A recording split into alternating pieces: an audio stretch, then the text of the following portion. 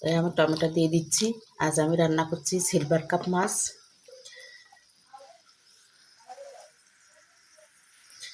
Silver cup মাছের মাথাটা আগে দিয়ে দিলাম।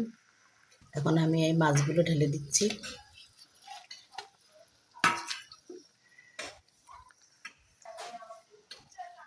আমি মাছগুলো আস্তে আস্তে করে নেড়ে চেড়ে দিচ্ছি যেন না ভেঙে যায়।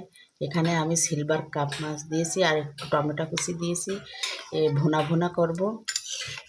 তো